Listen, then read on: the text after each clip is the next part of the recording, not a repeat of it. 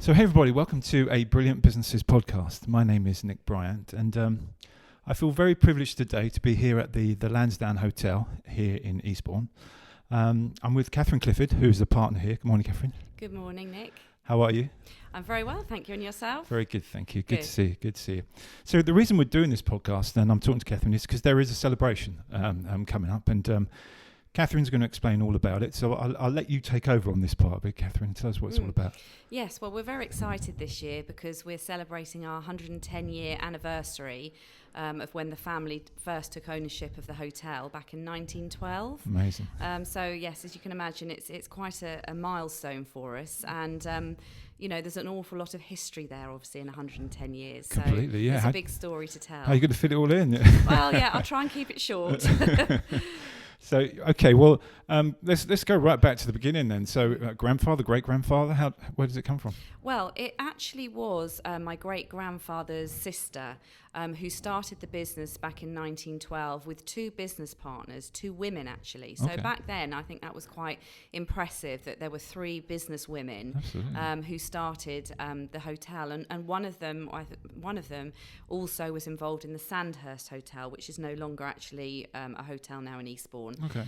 So they were in the hotel business, and they purchased 12 Lansdowne Terrace, because it is one large terrace made of 13 individual houses. And yes, so they were all in business together and running the hotel back then. Wow. It says Lansdowne Terrace on the top, doesn't it? On the front of the hotel? Yes, yeah. It does. Yeah, I saw that this morning. Yes, yeah. yes. So they started the business, and what happened was two of the ladies decided to retire, leaving my great aunt, I suppose she was, my grandfather's sister. And she needed help, and her brother, Mr. W.A. Robinson, was working up in Derbyshire. He had a gentleman's fine clothing shop and milliners with his business partner, Mr. Herbert Garrett. Right. And she said to them both, would you consider coming down to Eastbourne and helping me, I think temporarily really was the first sort of call, with the hotel. And they thought it would be a bit of a jolly, I think, down to the seaside and, you know, a bit of a break. So they came down to help my great-grandfather, to help essentially his sister, and they never left. And she ended up retiring, and they bought her out. And that's how it all kind of started. Okay. So and then going on from there. So it's sort of fallen down through the family from there.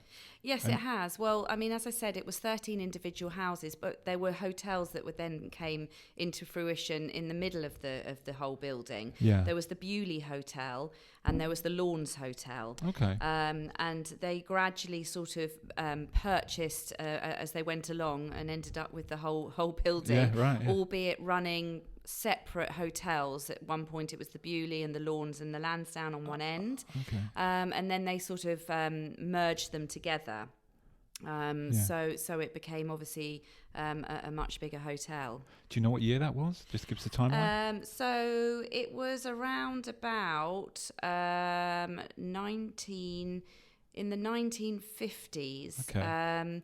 So my grandmother, who was the daughter of Mr. W.A. Robinson, she actually met her future husband, who was on holiday at the hotel with his family. Right.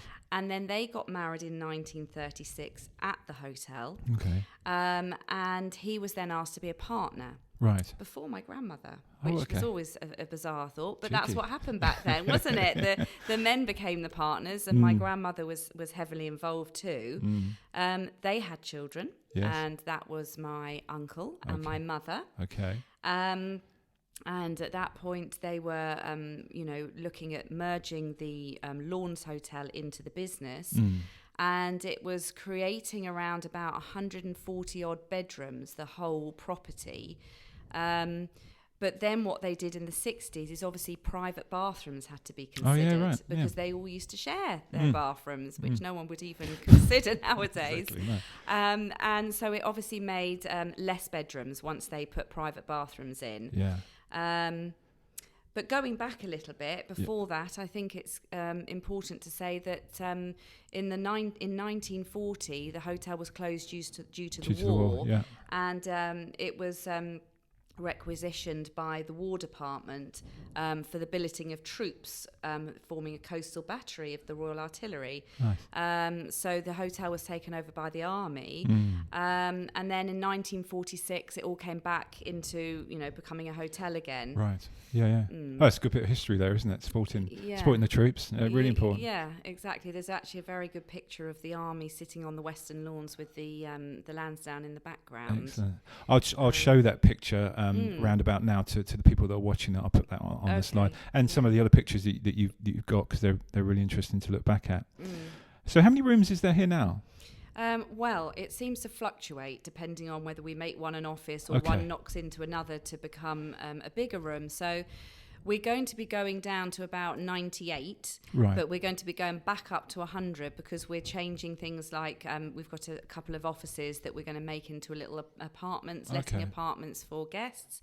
So I think that little sort of self-catering apartments are quite popular now. Yes. So we're trialling those out. Yeah. That's a good idea. So yeah, I mean, over the years, as I said, it's sort of evolved a lot. But my mother and my uncle's still alive, and he's still involved. He's in his 80s. My mother sadly is no longer with us, but she was heavily involved in all the interior design and the look and feel of the hotel, which was key really to encouraging people to want to come in and come back again. So, and that's now what I do. I've taken that on myself. So I hope I'm doing her proud up there with what I'm doing. Well, the refurbishment you've done on the dining room is superb, which you showed me last week, and it was lovely. Yes. And I should imagine. Well, actually, just going back, did your grandfather make it to 102 or something like that? I read. My grandmother. Your grandmother, so my grandmother, Margaret Lewis. Yes. She lived till 102. Wow. Her and my grandfather moved into the hotel in the mid-90s. Okay. They had there was a sort of family bungalow on King's Drive that was bought when it was built in the 20s. And they just thought it would be easier for them to come in here and live in the hotel. And that is still a flat for the family in the hotel, and it holds. I mean, I think quite often the general managers who come here say, "Oh, that would be a wonderful letting bedroom," and I'm like, "No, I'm not letting anyone have this because it holds so many memories of." All of the family up there, whether we were having a nice tea or we were all screaming at each other because we disagreed on something or other. Yeah, all families argue, don't they? Well, yes, especially in business, it's not always easy. Yeah. Well, that was going to be my next question to you about the memories that you must have here as growing up as well as a child, running around all the alleyways, not the alleyways, but the corridors. Yeah, so many memories, and I literally took my first steps in the foyer. Okay. Pat the porter at the time was so we used to have a proper porter's desk as you walked in, which when we refurbished the foyer in the lockdown, so the beginning of last year. Gosh, is it last year? I think it must be. Yeah. Time's running away with me. The porters would all stand in a line behind the porter's desk in their green uniform, and Pat the porter, he was there helping me take my first steps. And every Christmas we come in because it was expected as the family member. You were working every Christmas. You were there welcoming the guests, and back then the same guests came year after year after year. Fabulous. And it was quite a special thing actually. And you don't really get that so much nowadays because people have so much choice, and with the internet, people don't necessarily want to come to the same place every year. That generation has kind of sadly actually died off a bit now, but we still obviously have regular guests. But Christmas is quite different nowadays. But those memories are quite special. I think in some ways, me and my brother were a bit bored because we were the only youngsters in the hotel because they kind of, as the years went by, they all got older. There wasn't a huge amount of children here. No. That loyalty is fabulous, isn't it? Especially when you're a youngster and you see the same people coming in and they're going to recognise you and say, hey, how are you getting on? How's school going on or anything like that? Well, that's lovely. We actually had Mr. Mould, who sadly died recently, was our longest standing guest. He had been coming for, wait for it, 88 years. Wow, that's amazing. So literally from when he was a little toddler, and he remembers my great grandfather in the restaurant in his, standing upright and giving him a little wink, because he was this little boy there. Did he have the same room, or did he chop and change a bit? No, over the years he chopped and changed, but I always tried to pin him down to tell me some stories and that, which were always quite interesting. That's lovely. Yeah. So what about going forward then for the future? You've got children, so are they going to take over, or what's the plan then? Oh dear, well, who knows? I mean, my oldest daughter is 20. She's sort of gallivanting around the world at the moment and enjoying herself. So, and then I've got 3 girls. My brother's got 3 children who are a bit younger. Yeah. Obviously it would be lovely to think that one of them at least would be interested in carrying it all on. Yes. But I'd never want to force it on any of them. No. So, who knows at this stage? Wait and see. Yeah. I'm not quite for retirement yet. So no, you don't look at So tell us about some of the special events coming up to celebrate the anniversary. You've got for all of September the stuff going on, I believe. Yes, well, we've got a very posh, I suppose you could call it, gala dinner, which is really all the, shall we say, the dignitaries of Eastbourne and VIPs and Mayor and Mayoress on Friday. And that is obviously a formal sort of thing where we're going to do a presentation, me talking a bit like I am now about the history to all the local people. And then on the 16th of September, we've got an actual anniversary weekend where guests can come and book, and there's special rates, and you can find all that information on the website. Okay. And then at the end, on the 24th, we've got a wonderful 110-year anniversary gala dinner with a 1920s theme and a big swing band. Nice. And that is a fundraiser for St Wilfrid's, which is our chosen charity of the year. Okay. And we're really hoping that people will come along to that, because it's going to be a fantastic event held in the new restaurant, which is beautifully decorated, as you said. Yes. And a sort of 1920s theme menu. So, it should be good. Definitely one to look out for. So if people want to do that, they can book that through the website, or just call up? Yeah, book through the website or give the hotel a call, whichever way is best for them. Okay, well, they sound like definitely ones not to be missed. So please support the hotel and St Wilfrid's, which is an amazing local charity. Thank you, Catherine. That's been really interesting, especially hearing about the obviously about the history and all the changes. Actually, before we go, I noticed on the window up here in the room we're in, it says BBC One, and Catherine explained to me earlier that they used to have a room for every television channel. Yes, that's right. Yes, before there were televisions in the bedroom, there would be rows of chairs and a big old-fashioned television at the front with that particular dedicated channel playing, and then a room, as you said, for each one. Yeah.